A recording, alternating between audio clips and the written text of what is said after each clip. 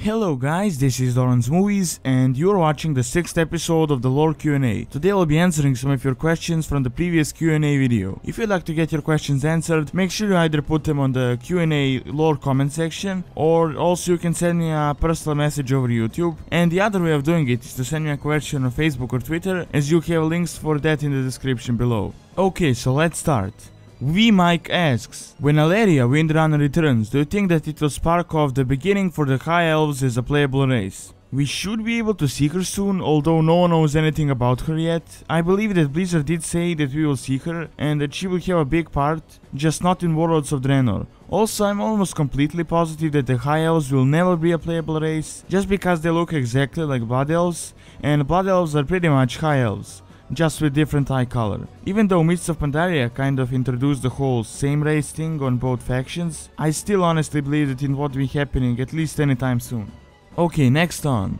Michael asks, do you think that Arakkoa will have a bigger role in this expansion, since we know we are going to see them again and they can fly as well, and see what life was like for them on Draenor, and maybe do you think they might be a playable race in the future for the Alliance and then ogres for the Horde in the future? Another thing, do you think that we will explore the Zangar Sea and see the sporelings underwater and other things, how Zangarmarsh was like before it got drained? And also I noticed an island on the upper right corner of the map of Draenor. Will we perhaps visit this island, since it's most likely Netherstorm, before it got shattered into pieces?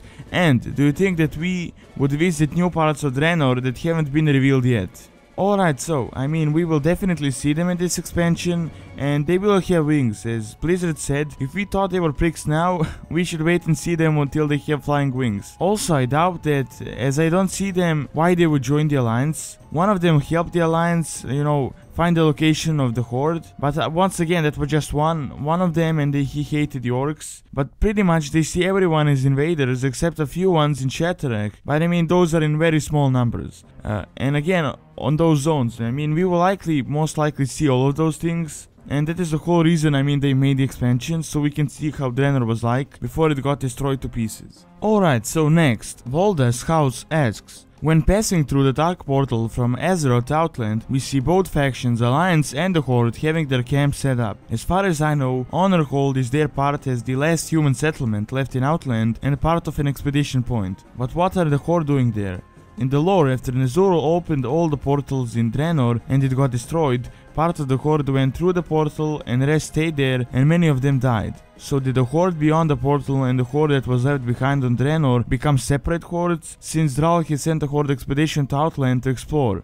Please explain this if you can. Okay, so once Ner'zhul managed to destroy Draenor, a bit of the Horde was still left on Draenor, and that group was part of the old Horde, and now most of them are just fell orcs, only with a few exceptions.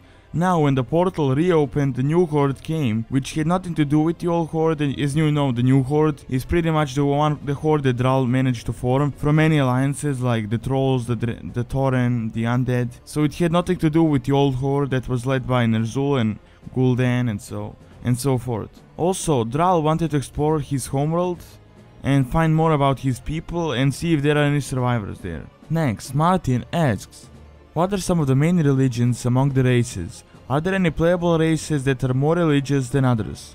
Well, there are a lot of religions in the Warcraft universe, such as the Light, Shamanism, Druidism, Elune, Old God worshipping, Voodoo, etc. Now, it is kind of hard to say which race is more religious than other, because there are a lot of, for example, there are a lot of humans that worship the light, but then on the other hand, there are a lot of orcs that are very shamanistic. So yeah, it isn't something that you can just, look up statistics and say so. Okay, next on.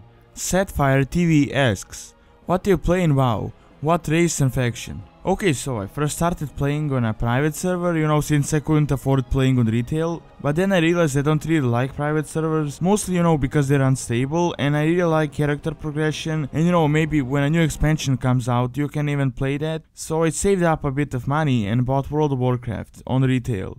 Well, my first race on the private server was a troll, and then once I started on the retail, I rolled an orc, which is still my main today. Also, I kind of picked the Horde because I always liked them a bit more, most likely due to the lore. Alright, next.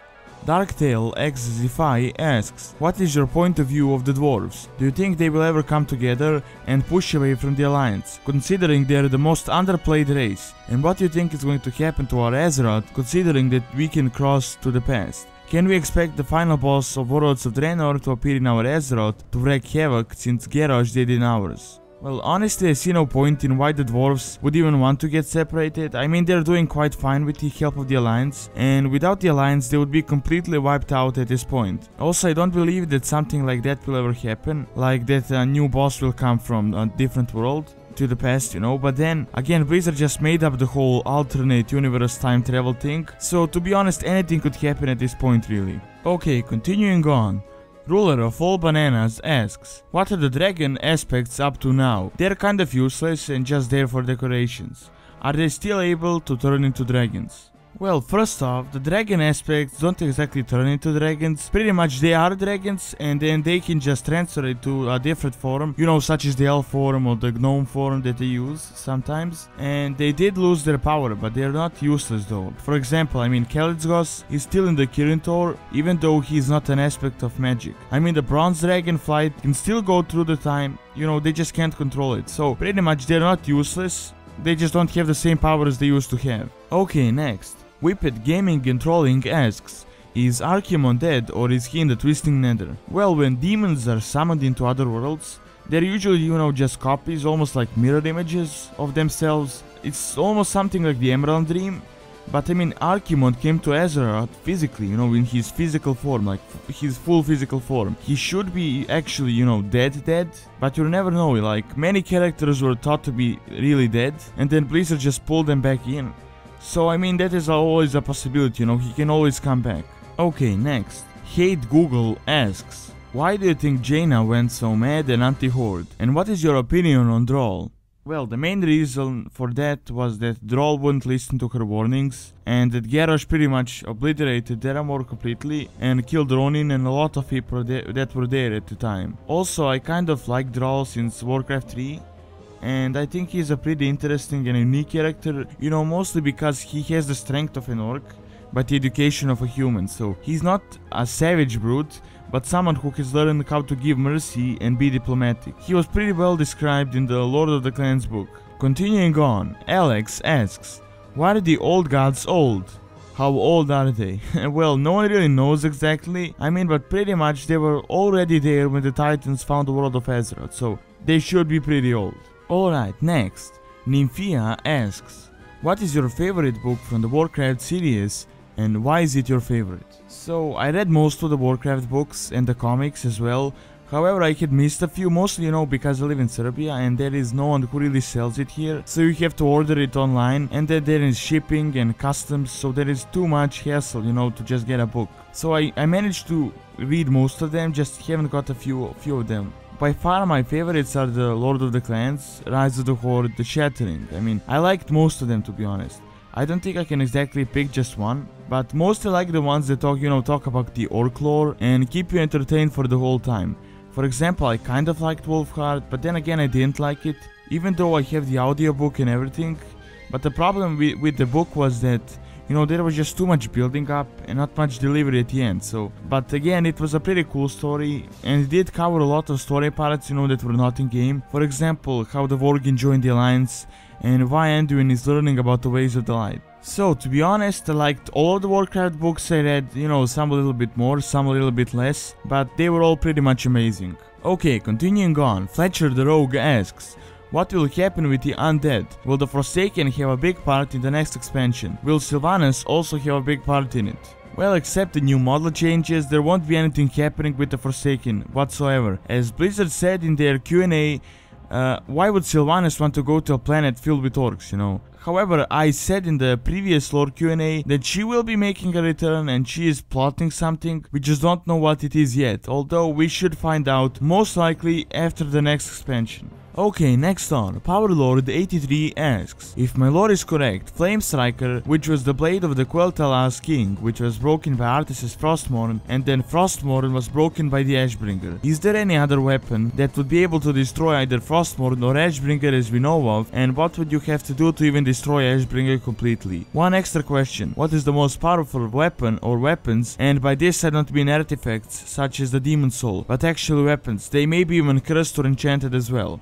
So, I don't think we really know the most powerful weapons. I mean, there are many powerful weapons, you know, in the game, such as the Atish, Medivh's weapon, the Doomhammer, Orgrim's weapon, Gorehowl, Grom Hellscream's weapon, the Twin Blades of Azinoth, you know, the weapons that Illidan used. I mean, there are many powerful weapons in the Warcraft universe, but we just don't know which one is the strongest, you know. It's not like there was a weapon competition or something like that. So I don't think I can give you a straight out answer on that one. And the last question is by Zane, and he asks, is the new Lich King guy taking over since he isn't getting weaker like Arthas got? Well, ever since Arthas was killed a few years ago, Bolvar has been leading the Scourge. I'm pretty certain that nothing soon will be going on with Bolvar, but I did hear that we might be going back to Northrend one day and that Bolvar might play a bigger role, but so far we don't know anything except that he's leading the Scourge at this moment. Okay, thanks for watching, that is all I have for now. Don't forget to leave your questions either by YouTube messages, Q&A comment section or Facebook and Twitter. And don't forget to like, favorite and subscribe. Again, thanks for watching and see you next time.